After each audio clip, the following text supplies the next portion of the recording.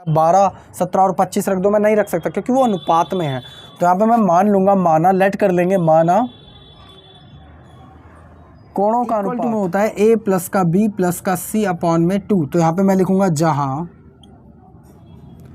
a equal to में आपका क्या है, किसी को भी मान लो a, कोई दिक्कत नहीं है। इसे कैसे हैं आप सब लोग? आई होप आप सब बहुत अच्छे होंगे। मैं अपने YouTube channel KR study point पर आप सभी का स्वागत करता हूं। आज हम क्लास 9 की मैथमेटिक्स की एक्सरसाइज 12.1 का क्वेश्चन नंबर 4, 5, 6 हिंदी में सॉल्यूशन करने वाले हैं। अगर आपको क्वेश्चन नंबर 1, 2, 3 चाहिए हो तो आप मेरी प्रीवियस वीडियो में जाके देख सकते हैं, फिर उन सभी का लिंक मैं अपने डिस्क्रिप्शन बॉक्स में डाल दूंगा, वहाँ पर भी जाके देख सकते हैं। वीडियो काफ़ी ज़्यादा इन्फॉर्मेटिव होने वाली है, तो वीडियो को आप लास्ट तक देखिए। अगर आप वीडियो को फास्ट फॉरवर्ड या स्किप कर देंगे तो आप कोई ना कोई इंपॉर्टेंट चीज़ भूल जाएंगे। तो मैं आपको फिर से बता रहा हूँ, वीडियो को आप लास्ट तक देखना। तो चलिए अब इस इंटरेस्टिंग वीडियो को, क्वेश्चन नंबर 4 आपके होम स्क्रीन पे आ रहा होगा, एक बारी मैं आपके साथ पढ़ देता हूँ। क्वेश्चन नंबर 4 हमारा देखिए क्या कह रहा है उस त्रिभुज का क्षेत्रफल ज्ञात करना है। मतलब एक त्रिभुज है, एक ट्राइंगल है जिसका हमें एरिया फाइंड करना है, जिसकी दो भुजाएं 18 सेंटीमीटर और 10 सेंटीमीटर, उसकी दो साइड 18 सेंटीमीटर और 10 सेंटीमीटर में दे रखी है। उसका पैरामीटर भी हमें दे रखा है 42 सेंटीमीटर। तो देखिए इस क्वेश्चन को कैसे करेंगे। क्वेश्चन नंबर 4, मैम ऐसा मान लेते हैं कि कुछ ये जो त्रिभुज होगा कुछ ऐसा दिखने में होगा, ठीक है। ऐसा मैं मान लेता हूँ अपनी तरफ से कि ये कुछ ऐसा दिख रहा होगा, ऐसा कुछ दिख रहा होगा। इसकी एक साइड मेरे को क्या दे रखी है 18 और दूसरी साइड 10 दे रखी है। तो एक साइड मेरे को दे रखी होगी 18 सेंटीमीटर और दूसरी दे रखी होगी 10। मैं अपनी तरफ से रख देता हूँ, आप यहाँ पे 10 भी रख सकते हो, 18 भी रख सकते हो। और आपको इसकी तीसरी साइड नहीं दे रखी, ठीक है। अगर आपको तीसरी साइड नहीं दे रखी तो आप इसका एरिया कैसे निकालोगे, क्योंकि एरिया हमें हीरोन्स के फॉर्मूले से निकालना है। हीरोन्स का फॉर्मूला क्या होता है, एक बार मैं इधर लिख देता हूँ। वो होता है S इक्वल टू में A प्लस का B प्लस का C अपॉन में 2। फिर जो आपका S यहाँ से निकल के आता है उसे आप एरिया के फॉर्मूले में रख देते हो। वो होता है S multiply by S minus A, S minus B और S माइनस C। तो यहाँ पे आपको तीसरी साइड तो देखो दे ही नहीं रखी, बस A और B मतलब दो ही भुजाएं आपको दे रखी हैं। तो तीसरी साइड कैसे निकालेंगे मैं बताता हूँ। उससे पहले आपको परिमाप इसका दे रखा है, कितना दे रखा है 42 सेंटीमीटर, यही दे रखा है आपका परिमाप। तो जो भी आपको पहले दे रखा है वो मैं लिख देता हूँ, दिया है परिमाप, वो आपको क्या दे रखा है 42 सेंटीमीटर। अब देखिए इसी से हम निकालेंगे। सबसे पहले मैं लिखूँगा आपके प्रश्न के अनुसार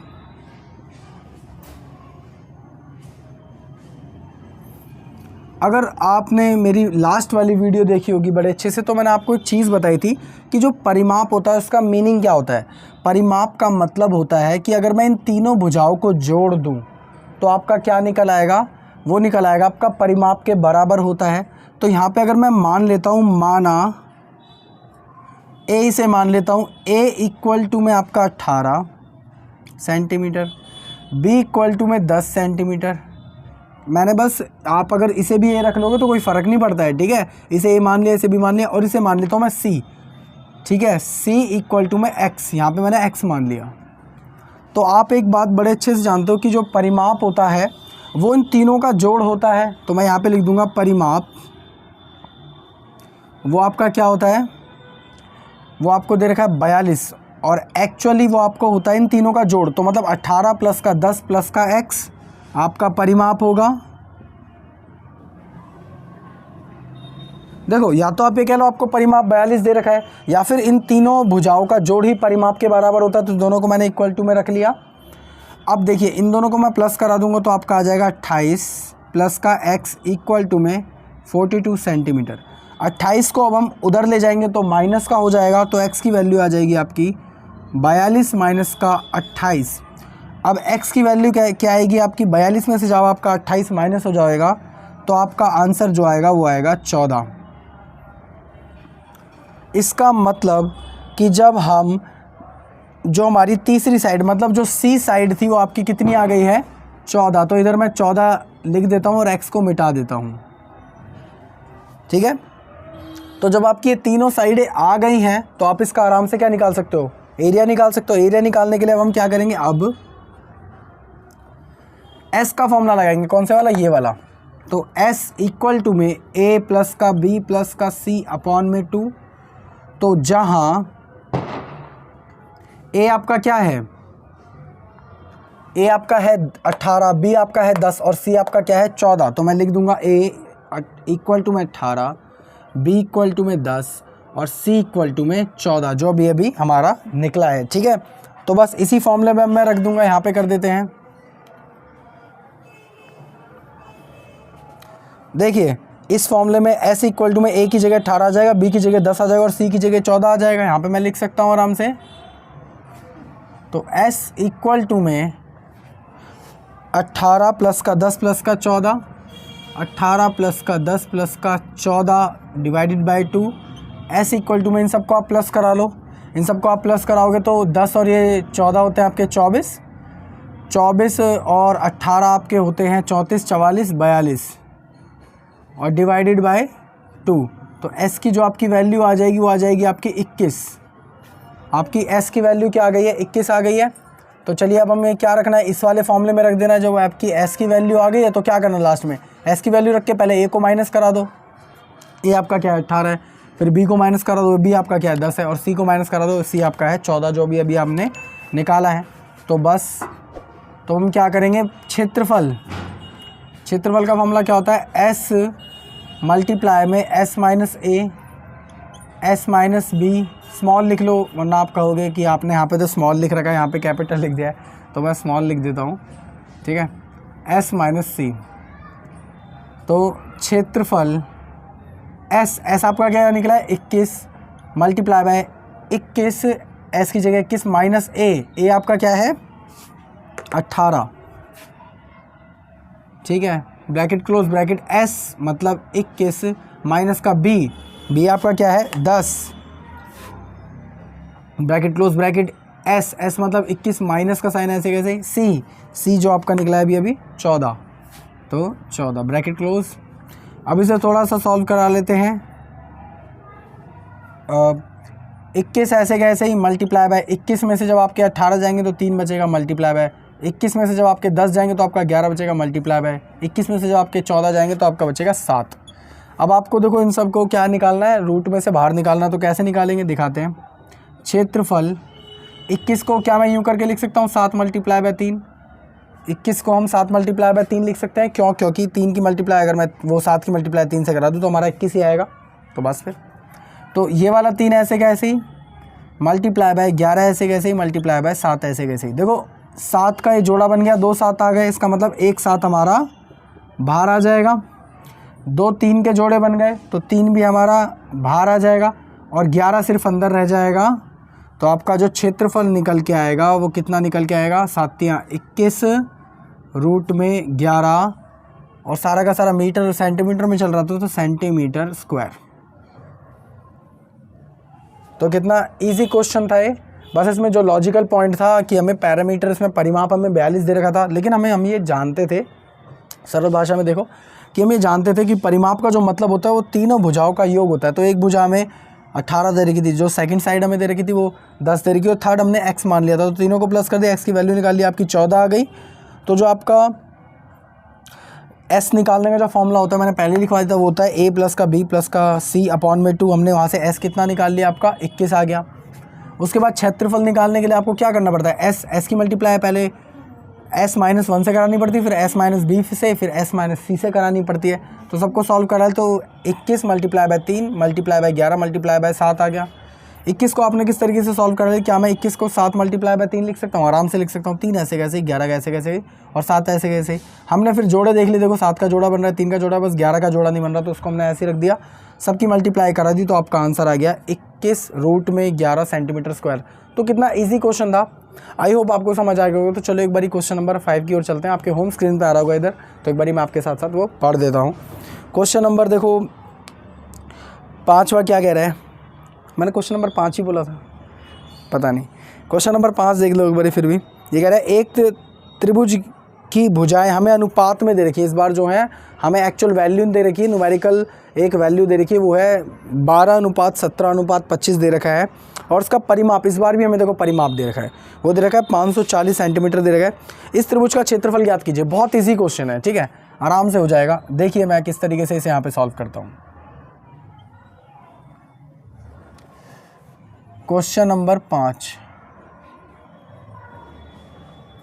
तो आप जैसे कि सपोज मैं लेट कर लेता हूँ, कुछ ऐसा त्रिभुज दे रखा होगा और जो उसकी जो वैल्यूज़ हमें दे रखी है ना वो हमें अनुपात में दे रखी है इस बार। तो यहाँ पे मैं मान लेता हूँ अभी तो, क्योंकि मैं वैल्यू इसलिए नहीं रख सकता क्योंकि वो एक्चुअली खुद वो अनुपात में है, तो मैं वैल्यू नहीं रख सकता इसकी वैल्यू। कहीं आप सोचो कि सर यहाँ पे आप 12, 17 और 25 रख दो, मैं नहीं रख सकता क्योंकि वो अनुपात में है। तो यहाँ पे मैं मान लूँगा, माना लेट कर लेंगे, माना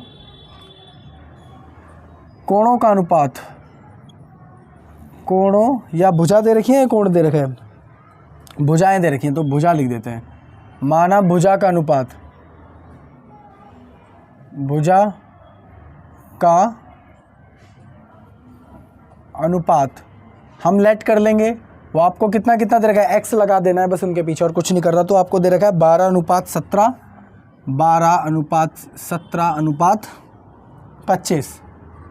आपको बस इनके पीछे एक्स लगा देना है अपनी ओर से, 12x, 17x और 25x ऐसा हमने मान लिया, ठीक है। और आपको देखो यहाँ पे दिया क्या है, दिया है आपको दे रखा है परिमाप। वो आपको कितना दे रखा है इसमें परिमाप, आपको दे रखा है 540 सेंटीमीटर। तो आपको दे रखा है 540 सेंटीमीटर। देखो अब मैं क्या करूँगा, प्रश्न के अनुसार रख के अब हम देखो किस तरीके से सॉल्व करते हैं। बहुत इजी तरीका है, प्रश्न के अनुसार। देखिए आपको दे क्या रखा है, परिमाप दे रखा है, परिमाप आपको दे रखा है 540 सेंटीमीटर। लेकिन मेरे को भले ही भुजा नहीं दे रखी है, लेकिन उसका रेशो तो मेरे को दे रखा है, अनुपात तो दे रखा है। तो इसका मतलब अगर इन तीनों को मैं जोड़ दूँ इस परिमाप के, कहीं ना कहीं वो बराबर होगा। तो इन तीनों को मैं जोड़ देता हूँ, मतलब 12x प्लस का 17x प्लस का 25x इक्वल टू में 540 सेंटीमीटर। इन सब को जब मैं प्लस कराऊंगा तो आपका आएगा 54x आ जाएगा इक्वल टू में, सेंटीमीटर अब नहीं लिखते हैं क्योंकि अब हम सॉल्व करा रहे हैं। तो 540 ऐसे का ऐसे ही। अब आप जानते हो जो भी चीज़ मल्टीप्लाई में होती है इक्वल टू में होकर वो डिवाइड में चली जाती है, मतलब नीचे चली जाएगी। तो x ऐसे का ऐसे ही, 540 ऐसे कैसे, अपॉन में क्या चला जाएगा 54। 54 को आप जब इससे डिवाइड कराओगे तो आपका आ जाएगा x की वैल्यू 10। तो इसका मतलब मैं लिख सकता हूँ और x इक्वल टू में 10 आ गया है। इसका मतलब अब आपका जब x की वैल्यू 10 आ गई है तो आपकी जो वैल्यूज़ आ गई हैं, मतलब x की जगह आप 10 रख दो, तो इसका मतलब आपकी ये वाली वैल्यू 120 आ गई है। अगर मैं देखो 12 की मल्टीप्लाई 10 से वो 12x है, x की जगह अगर मैं 10 रख दूंगा तो आपकी ये 120 आ जाएगी मल्टीप्लाई करके। 17x, x की जगह अगर मैं 10 रख दूंगा तो आपका 170 आ जाएगा। और ऐसे ही जो हमारा 25x है, तो जब हम x की जगह 10 रख देंगे तो आपका कितना आ जाएगा 250। मैंने अपनी मर्ज़ी से रख दिया है, आप आगे पीछे कर सकते हो, कोई दिक्कत की बात नहीं है। तो बस अब हम निकाल देते हैं। तो हमें सबसे पहले क्या निकालना है, अब वही s वाला फॉर्मूला निकालना है सबसे पहले, क्योंकि हमें s निकालना पड़ेगा, फिर एरिया में रखना पड़ेगा। तो s का फॉर्मूला क्या होता है, वो होता है s इक्वल टू में a प्लस का b प्लस का c अपॉन में 2। तो यहाँ पे मैं लिखूँगा जहाँ, देखो आप अपनी मर्ज़ी से मान लो, a इक्वल टू में मैं मान लेता हूँ 250, कॉमा b इक्वल टू में मान लेता हूँ मैं 170 और कॉमा c इक्वल टू में मान लेता हूँ मैं 120। तो इन सब में मैं क्या कर दूंगा, पुट कर दूंगा। तो s ऐसे कैसे ही इक्वल टू में a की जगह आपका क्या आ जाएगा 250 प्लस का b की जगह आपका क्या आ जाएगा 170 प्लस का c की जगह आपका क्या आएगा 120 अपॉन में 2। s ऐसे कैसे ही सबको आप प्लस करा लोगे तो आपका आ जाएगा 540 डिवाइडेड बाय 2 है, तो 2 ऐसे का ऐसे ही, ठीक है। इससे जब आप इसे कट करा लोगे तो आपका आ जाएगा 2 1 कम 2, 2 2 4, वहाँ पे गया 7 और ये आ गया आपका 0। तो आपकी जो s की वैल्यू आएगी वो आएगी आपकी 270 लमसम आ जाएगी। चलो अब आप इसे आगे हम सॉल्व कराते हैं। देखो क्षेत्रफल का फॉर्मूला क्या होता है, क्षेत्रफल का फॉर्मूला होता है s रूट में multiply s minus a, s minus b और s माइनस c, यही होता है। तो बस अब आप वैल्यूज रखना चालू करो। s की वैल्यू आपकी 270, ठीक है। आपकी s माइनस a मतलब s की जगह 270 आएगा, 270 माइनस का a की वैल्यू आपकी क्या है 250, फिर s की वैल्यू आपकी है 270 माइनस का b की वैल्यू आपकी कितनी है 170, bracket close bracket, S minus C, S की वैल्यू है आपकी 270 माइनस का सी की वैल्यू है आपकी 120। ठीक है, तो आप जल्दी से यहाँ तक अभी बारी उतार लीजिए, क्योंकि इसके नीचे अभी मैं कराऊंगा तो छुप जाएगा सारा का सारा। आई होप आपने सारा नोट कर लिया होगा। तो जल्दी से आप एक बार स्क्रीनशॉट लेके आप वीडियो को पॉज करके ये सारा उतार लीजिए। कुछ सेकंड्स बाद मैं इसे रब करने वाला हूँ। तो आई होप आपने उतार लिया होगा। तो चलिए इसे मैं रब कर देता हूँ, इस वाले पार्ट को सिर्फ रब कर देता हूँ, यहाँ पे हम सॉल्व करा देंगे।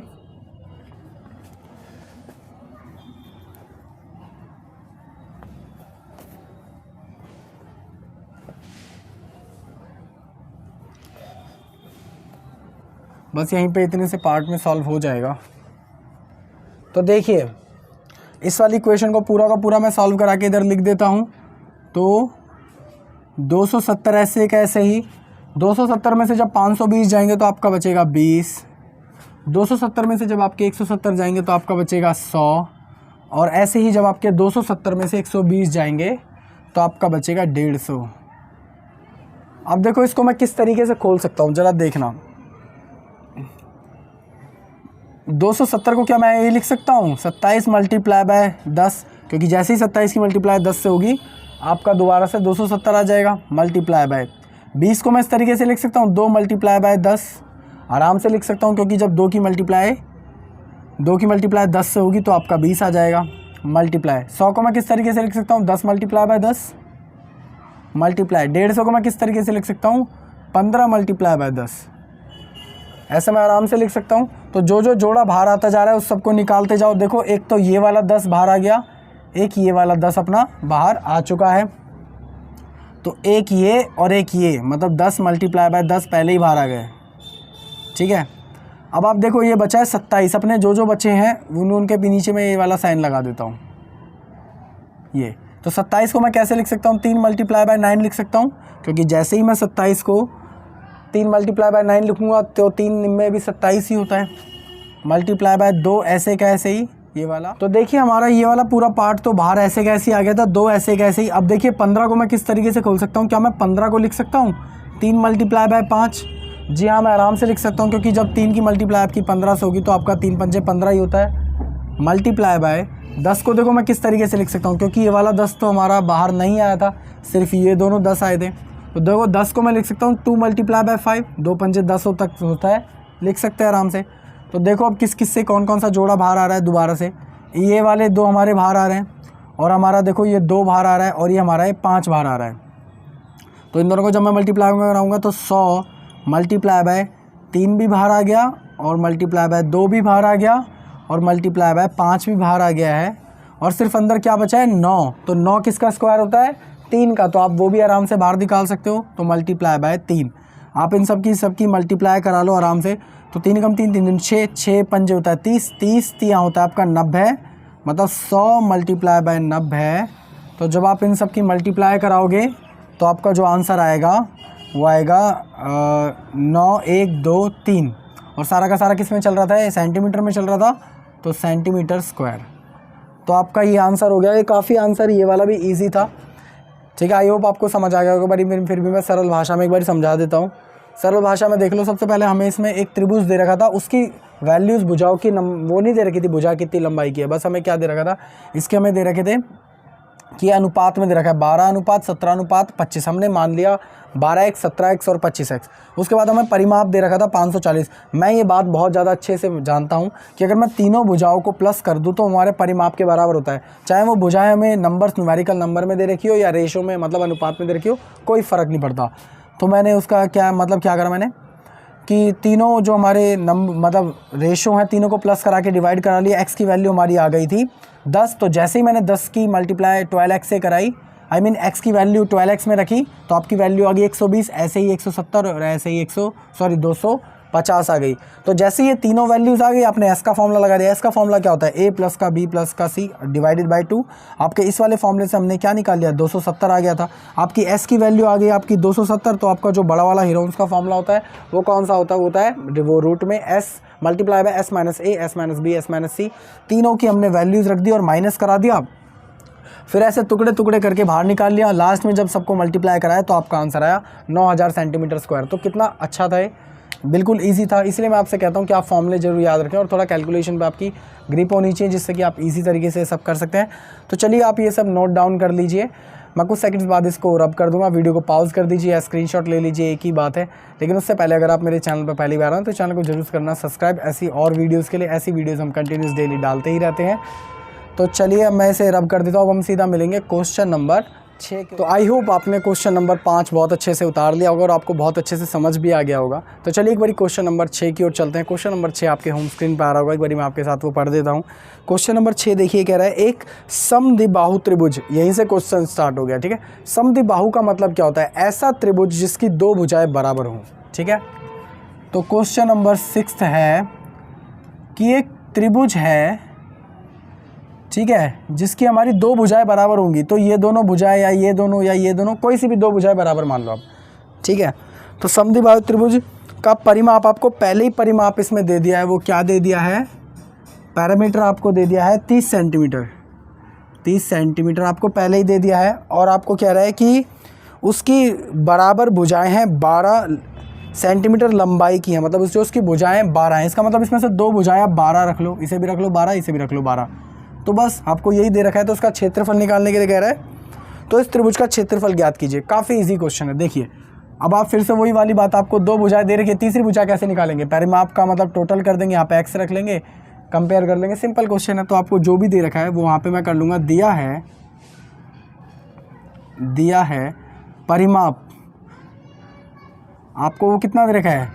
30 सेंटीमीटर आपको दे रखा है। और आपको क्या दे रखी है? हम मान लेंगे, माना A इक्वल टू में 12 centimetre, comma B equal to में 12 सेंटीमीटर, और C को आप मान लोगे क्या? X, ठीक है। तो अब देखिए प्रश्न के अनुसार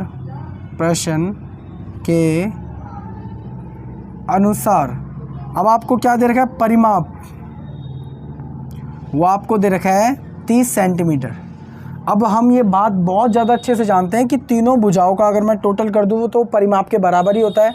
तो एक्चुअली में परिमाप क्या होता है? तीनों भुजाओं का टोटल। तो मैं तीनों भुजाएं लिख देता हूँ, 12 प्लस का 12 प्लस का x, मतलब 12 प्लस का x इक्वल टू में किसके बराबर हो गया? 30 सेंटीमीटर के। 12 और 12 कितने हो जाएंगे आपके? 24 प्लस का x इक्वल टू में 30। 24 यहाँ पे प्लस का है, वहाँ पे जाके क्या हो जाएगा? माइनस का। तो x इक्वल टू में आ जाएगा आपका 30 माइनस का 24। तो जो आपकी x की वैल्यू आएगी वो आ जाएगी आपकी, x की वैल्यू आएगी आपकी 6। तो इसका मतलब जो आपकी ये भुजा आती है, मैं x मिटा कर क्या लिख दूंगा? यहाँ पे 6 है। तो यहाँ पे मैं कर लूँगा, अब मेरे को क्या निकालना पड़ेगा? सबसे पहले s निकालना पड़ेगा। तो देखो s का फॉर्मूला क्या होता था? अब s इक्वल टू में होता है a प्लस का b प्लस का c अपॉन में 2। तो यहाँ पे मैं लिखूंगा जहाँ a इक्वल टू में आपका क्या है? किसी को भी मान लो, a कोई दिक्कत नहीं है। इसे मैं a से b से c मान लेता हूँ। a इक्वल टू में 12, b इक्वल टू में 12 और c इक्वल टू में 6, ठीक है।